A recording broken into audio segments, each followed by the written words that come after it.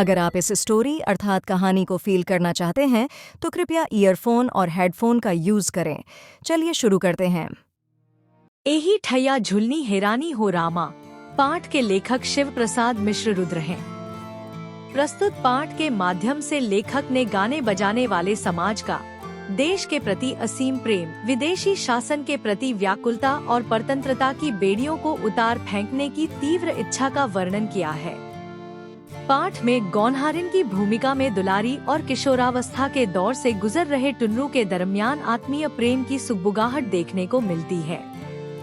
बीच बीच में गीत के सुंदर बोल या पंक्तियों का समावेश भी किया गया है, जैसे रनिया लपर में श्री लूट, दरगोड़े से घेवर बुंदिया, दे माथे मोती का बिंदिया, और किनारी में सारी के टांग सोनहली गोद।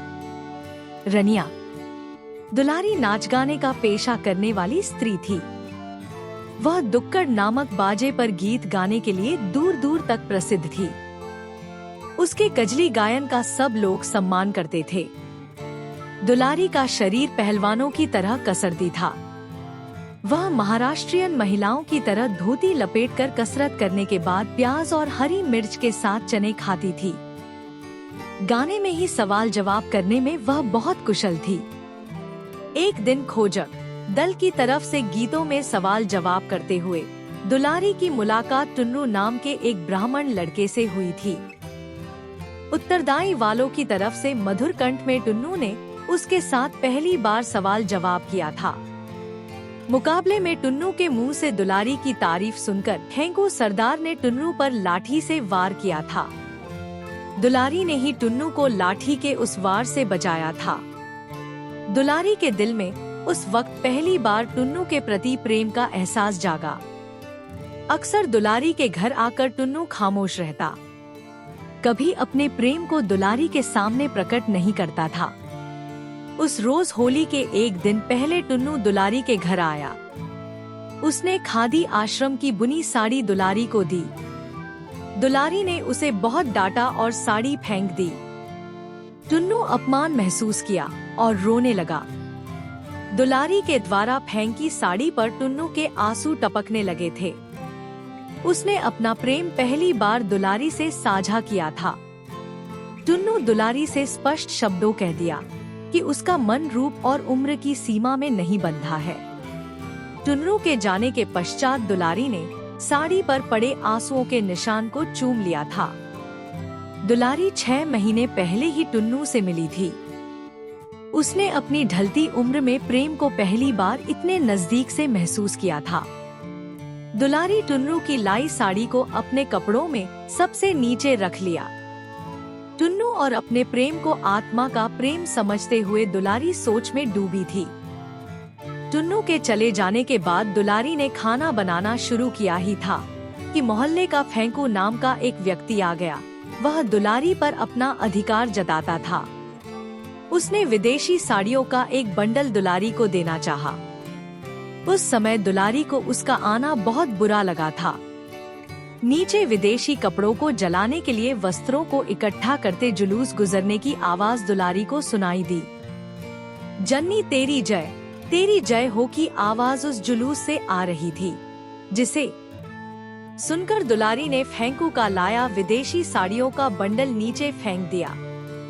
दूसरी बार जब फिर दुलारी ने कुछ और साड़ियों को फेंकना चाहा, तो फेंकू ने उसका हाथ पकड़ लिया और खिड़की बंद कर दी थी।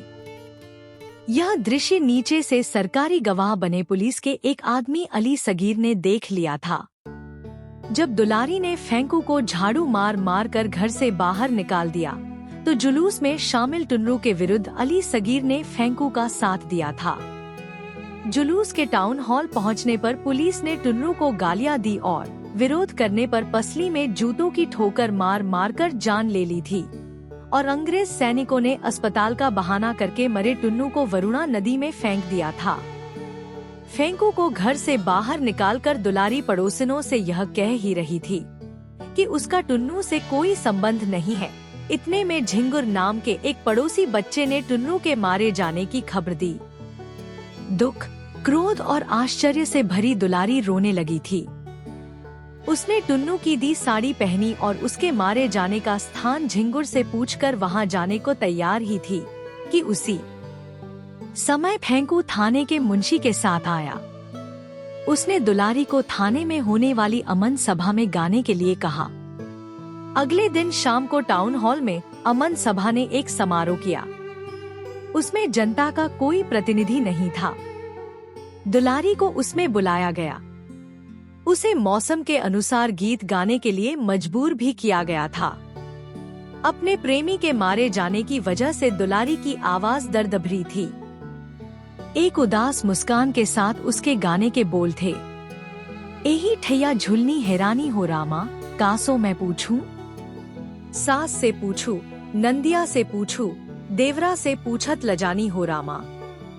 गीत गाते गाते दुलारी की आंखों से आंसू बह निकले थे, मानो टुन्नू की लाश को वरुणा नदी में फेंकने से पानी की जो बूंदे छिटकी थी, वे बूंदे अब दुलारी की आंखों से आंसू बनकर बह निकले हैं।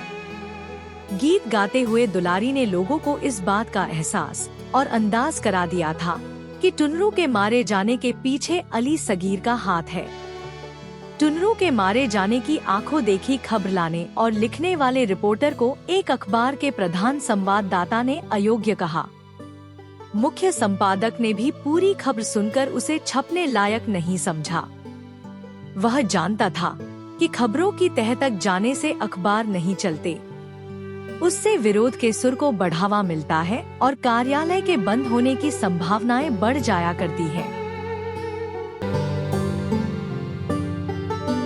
अगर आपको वीडियो अर्थार्थ कहानी को सुनने में फील आई हो तो वीडियो को लाइक और चैनल को सब्सक्राइब करें। मिलते हैं अगले वीडियो में किसी अगले कहानी के साथ। तब तक के लिए प्रणाम।